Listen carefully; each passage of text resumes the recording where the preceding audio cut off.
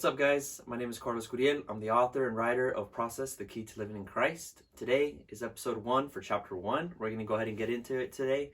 Today I have a very special guest, a close friend of mine. She is also a youth leader at Lighthouse Church.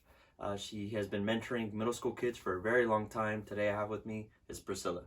Hi, it's such an honor to be here, and thank you for having me.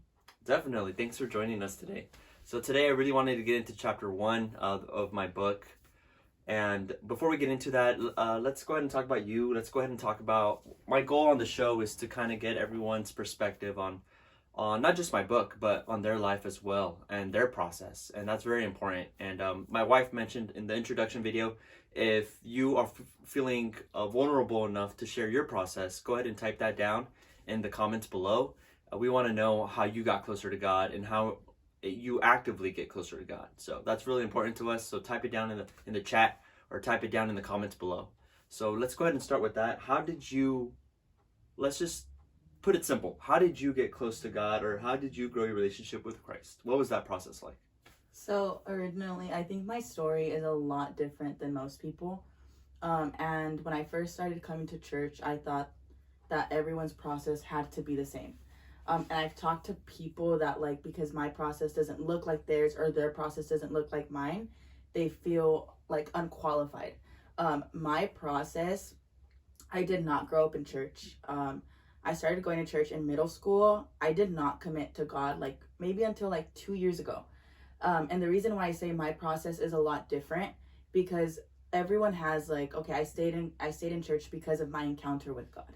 And yeah, it was also that, but if it wasn't the people and the friendships that I developed within the church, I wouldn't have been here. Mm-hmm. And I don't think I would still be here today. And at first I was just messing around, just going to hang out with my friends. If I'm being completely honest, it was like that for years. And sometimes I would still only go to church just to hang out with my friends. And it was just that constant love, that constant outpouring. And it was something that I was lacking. I was lacking intimate connections with people because I didn't have that at home. So it took genuine people, loving people, for me to stay in church. And that's why I say my process is completely different, because people have encounters. And yes, I have had encounters, and now I'm completely in love with God. And it did take that encounter. But it wasn't until I started to realize, okay, why am I actually here? And then certain people started leaving my life, and I continued to stay. So then I realized, okay, it's not actually the people keeping me here. I want to see what God has for me. And I still have times where not recently, but obviously that was a whole 8-year process. Wow. Yes, 8-year process. Like I said, I didn't commit to Christ maybe until 2 years completely full. And I've had friends like you guys and so many other people that constantly pour. And I wouldn't be here today if it wasn't for your guys' friendship and others.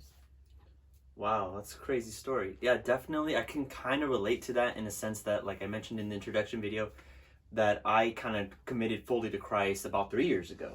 I was in and out of church myself, and I didn't finally make that decision, actively make that choice for me until about 3 years ago. So I can definitely understand that life does throw you around in a way where you're just unsure if you're going to go this way or that way.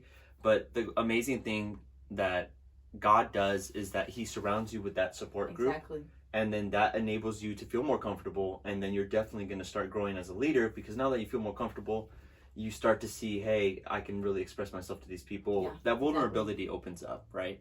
And so that's definitely interesting. Wow, that's a crazy process. And so how do you feel about what you've read in the first chapter? So the first chapter is called Masterpiece. I wrote it for the purpose of understanding identity. And so I put it as chapter 1 on purpose, because I feel like we needed to understand that if we don't understand our identity, then we're going to be told what our identity is, right? If we don't understand what God says about us, then we're likely to believe what anybody says about us, right? Yeah, exactly. So how did you feel about the first chapter? Yeah, I was actually telling Carlos right before we started filming, is that when I first bought the book, I read it through. I didn't really process the book until you had asked me to read this chapter. And I think it was literally God planned that you had me do this chapter, because it's a process that I have been going through. And the word masterpiece itself, it's something that I didn't believe in for myself. And I still struggle believing in it for myself. And I didn't realize that until I literally was going through it, and I was just like, wow, like, I don't believe I'm a masterpiece. And the reason why I didn't believe I'm a masterpiece is because I would always say, like, okay, there's always room to improve. Mm-hmm. Like, yeah, I mess up and I'm in my own flesh and I do things that sometimes aren't okay. And is that really a masterpiece? And because I'm going to continue to grow, I'm never going to be the final product. And it wasn't until I started reading this that, like, we are a masterpiece. God designed us in his own masterpiece, and it is a process to get to the finished product. At the end in the Bible, Jesus mentions, like, it is finished. And yeah, it goes to so many other perspectives. But when I read that, I heard, like, it is finished. Like, at one point, I'm going to do everything, and I'm praying that I do everything that God has ordained me to do. And it was kind of funny because if you guys don't know, I've spoken for, like, Women Who Create. I've spoken for women's organizations. I'm very, like, woman empowerment. Mm-hmm. And I believe in women rising in the churches, in the world. And I believe in that woman empowerment. I think it's something that older generations and younger generations are lacking. And they lack the identity. They lack their identity. They lack so much in believing in themselves and who God has created them to be. And I've spoken so much about God creating us in his perfect form, and how we're fearfully and wonderfully made. Right. And I've spoken to women and empowered them, but I never realized that I myself am a masterpiece. Mm-hmm. And I got the chills, like, as I'm saying that, because it was something that, like, I was completely mind blown, because I was just like, I'm literally, and I've had interviews with, like, so many women that have these big organizations, and I would always talk about how God has a special place for women in the kingdom, and how women need to rise up. And I never realized that although I was preaching that, I didn't believe that myself am a masterpiece. Mm-hmm. And it is a process, and identity has so much to do with believing in that. And I was actually talking about this to one of our young adult pastors a couple months ago, that I barely realized, like, what my identity is. And I'm 22. I think that my generation is so much different, and I'm pretty sure I'm in that, like, millennial generation. Am I? Yeah. I don't think, am I Gen Z? Am I Gen Z? I'm not sure. I don't know. Okay. I don't know. But you are young. You are 22, and you are still learning. You're still growing. That's part of your process.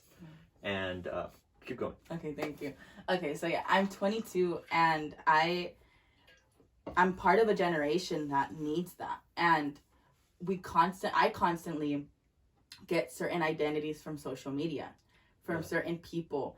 And although, like, I constantly preach, like, I'm a child of God, and I believe I'm a child of God, as I'm going through my everyday life, I constantly pick up identities that I didn't even realize that I was carrying myself. Wow. And I had a conversation with one of my youth leaders. And as I continued to, like, walk with Christ, I realized that I had carried so much different identities that I never allowed God to heal me from. Because, yeah, like, I'm a church person. I go to church all the time, but I still have friends that don't go to church. Mm-hmm. I have coworkers. I talk to people who aren't in the church, and I'm constantly building them up. But I realize that when I'm constantly building them up, the enemy finds a tactic to sometimes, okay, this is what they're believing, and this is what you should believe. Mm-hmm. And I realized that I was pouring into people, telling them that they're a masterpiece, that they're fearfully and wonderfully made, that the enemy would use his tactic and, like, somehow put their identities on me, and I would carry those identities. And literally, this first chapter is such a great introduction to, like, finding and realizing who God has designed and created you to be. Because you mentioned, like, Noah's Ark, and and how he had different abilities, but it wasn't until he trusted the process and trusted what God was doing, and that allowed him to do everything he did. And his story is one of the top known stories in the Bible. Right. And again, my process in believing that I am a masterpiece is something that I'm still going through. And it's something that I think so many people need to realize, that they are also a masterpiece and not picking up certain identities as you continue to walk. Right.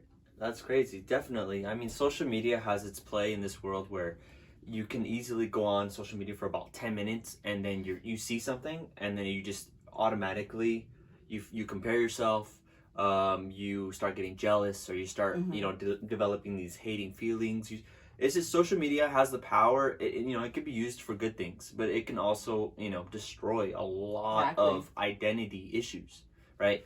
It can cause a lot of identity issues. And so I mentioned about Noah's Ark in the book because I wanted to explain how Noah's ability to build the ark, even though God called him to build the ark and he told him how to build the ark, I can imagine Noah building an ark and people telling him, hey, like, what are you doing? Like, why are you going to build an ark? I want to put myself in Noah's shoes and see if he really believed his identity was to build an ark, right? His calling was to build an ark, but God called him and he told him to build an ark. And many people probably were haters, right, at that time, telling him, why are you going to build an ark? And it was Noah's obedience that caused him to, like, not care what people said and build what God wanted him to build. And I think that's what I was trying to get at, was like, we need to not worry so much about what people say and believe what God told us to do or who he told us we are, right? Like, we need to trust God's word at the end of the day, not believing what anyone else might say about who we are. And that's where I got the whole masterpiece thing, because again, if we don't understand our identity, we're going to be told what our identity is. And we really have to get that. That has to be foundational. Identity has to be foundational so you can grow and you can build off of that foundation. It starts with identity when it comes to your process with Christ. And so that's why it was chapter 1, and I wanted to put that. I also mentioned in the book about the Lion King thing. Did you read the part of the Lion King thing? Yeah. So I talk about Lion King. Throughout my book, I have a lot of movie references because I love movies. But I talk about how in Lion King, Simba runs away because Scar tells him, you killed your own dad. Like, he puts him at the blame for everything. And there's a part in Lion King, spoiler alert, if you haven't seen Lion King by now, I don't know what you're doing. But if you haven't seen Lion King by now, I mean, come on. But there's a part where he runs into the monkey, and Simba runs into the monkey. What's the monkey's name? Rafiki. Thank you. Sorry, that's my wife in the back. She's helping me out editing this video. Rafiki, and they get to the pond where Mufasa comes up out of the clouds, and he tells Simba to remember who you are. He says, remember who you are, Simba. And that's like an identity thing right there in the movie. And so I kind of mentioned that in the book as well, because we need to remember who we are when we commit mistakes, right? Simba ran away. He was like, he felt like he made this huge mistake, but his dad was reminding him, hey, remember who you are, right? You're still royalty. And I like that, because for us, the Bible says that we're co-heirs with Christ, right? So we're also royalty. We need to remember who we are when we commit mistakes, right? And we need to remember our identity. And so how do you feel your identity changes, or have you ever felt your identity change when you've made mistakes? Like, how long does it take for you to remember your identity after you make a mistake? One thing that a lot of people don't know about me is or maybe you do, I'm very, very hard on myself. And the person I struggle most forgiving is myself. I'm the same way. If I'm being completely transparent, I carry that for a long time. Well. And I have to, it takes more than constantly reminding myself, I'm still a child of God. God absolutely adores me. I can tell myself that so many times, and there's still a voice in the back of my head telling me, but you messed up and you're going to mess up again.